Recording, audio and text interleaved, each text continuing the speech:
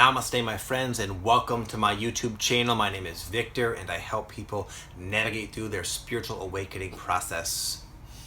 And today I'm going to share with you 5 things that might be blocking you from having a Kundalini awakening. I recently did a video where I shared my own personal awakening journey, and in that I mentioned I had a spontaneous Kundalini awakening. And I get asked all the time by people who are trying to awaken their own Kundalini and they're having difficulty. Now, it's one of those things that's going to happen when it's supposed to at the same time. Paradoxically, there are things that will block you from having it. And that's what this video is going to be about, in case you are mistakenly doing one of those things that is preventing it from happening. With even that said, not everyone needs to have a Kundalini awakening. The spiritual journey is so highly individualized. But if the idea of having this happen to you is something that produces a natural excitement and you have a genuine desire, then I believe this video will help you. One of the main things I find that stops people from having a Kundalini awakening is the fear of the unknown.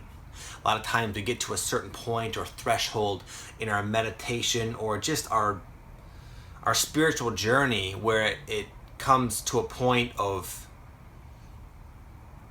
letting go. It's difficult to let go of the safety net that our concepts and semblance of contraction like control has.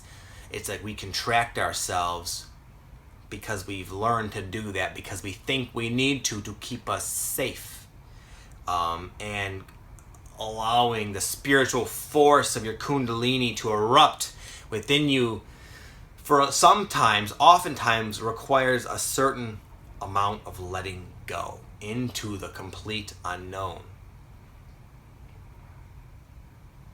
So what I'm saying is that sometimes it's not a matter of not enough effort, not enough Kundalini yoga, not the right technique. It's a matter of you can do it until you're blue in the face, but you have to let go and allow. Number 2 is having a really toxic diet. It can be done with the toxic diet with enough force. This is something I experienced, but a lot of times the diet, if you're eating too unhealthy of it and just impure of a diet, it's just not as conducive to allowing that the subtle energy to flow through your body as is like a nice vegetarian, holistic, natural diet where you're eating just mostly a plant-based diet full of fruits and vegetables and just healthy nutrition. I'm not advocating one needs to be a vegetarian or a vegan or anything like that, but it is a diet that will promote energy flow of that nature through your body. So it's something, even if you want to do it temporarily for this purpose, it's something worth trying, and I trust you'll notice a big difference in your ability to experience, again, your subtle energy, your Kundalini energy within your own body. And if you have just a crappy, piss-poor diet, then trust me, from experience, you don't want a Kundalini awakening. I had a very toxic lifestyle. I was in my early 20s, partying really hard, eating out all the time, just living like a 22-year-old kid or whatever. And I forced a Kundalini awakening, and it happened. And because my body was such a mess, I had a lot of the unpleasant Kundalini symptoms. So I'd recommend for all across the board, cleaning and purifying your vehicle. You'll feel better regardless. Number 3 is wanting it too badly, too desperately. Just like that song, hold on loosely, but don't let go. If you cling too tightly, you're going to lose control, talking about with women. Anyways, it's a phenomenon I experienced with people I work with. I actually coach people who are trying to have this, and some of them are blocking themselves because they think they need it. And they just want it too badly, as if it's like a life or death situation. I also found this to be the case with some of my personal training clients. I was a personal trainer before, and I would have clients that would literally follow my advice to the letter, better than anybody, but almost in an obsessive and neurotic fashion. And ironically, they would not lose weight, they would not see results. It's because they kind of set themselves up for that experience with their rigid approach to everything. So you have to try and put in sufficient amount of energy and effort. At the same time, you can't be too desperate for it. So don't be too clingy. Don't think you need a Kundalini awakening. If it excites you, pursue it. And then also have an element of letting go and trust. And it'll work. Ironically, that will allow it to work a lot better. I also noticed this when I was trying to open my third eye a long time ago. I would do the meditations, and I would get to where I could start to see like the inclination of phenomena in my third eye, and then I would like, oh my God, here it's coming, and then it would like stop, and I could feel myself going into that state like over and over, and I kept coming up to the door, but not allowing myself to go in, only because I wanted to go in through the door so badly, and it blocked me. Number 4 is it's ignoring your path, your own spiritual path, and invalidating what's going on in the present. I've had people reach out to me saying, Victor, my relationships are a complete mess. I'm in financial ruin. How can I awaken my Kundalini? They think that the Kundalini is going to somehow save them from their pressing issues. And right now, the most efficient thing to do in your life might be to deal with what's in front of you, and trust that in doing so and not trying to avoid it with some sort of spiritual detour, that will be when you're on your right path, when you're in alignment with yourself.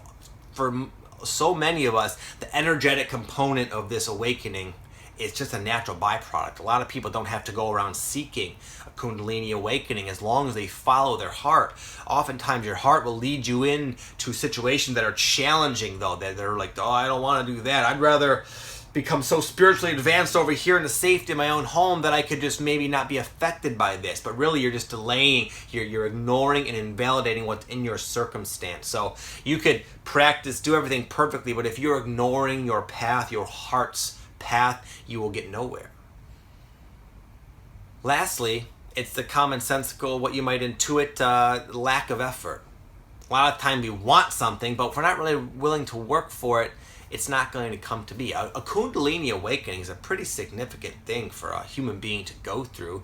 It is said that we have many, many, many lifetimes, and most of them, only the one maybe, we actually finally have the Kundalini awakening. So on a soul level, it's one heck of an accomplishment. Just like losing 100 pounds and transforming your body and then competing in a competition, or getting a PhD, or becoming a doctor, or raising healthy, awesome children. These are not easy goals.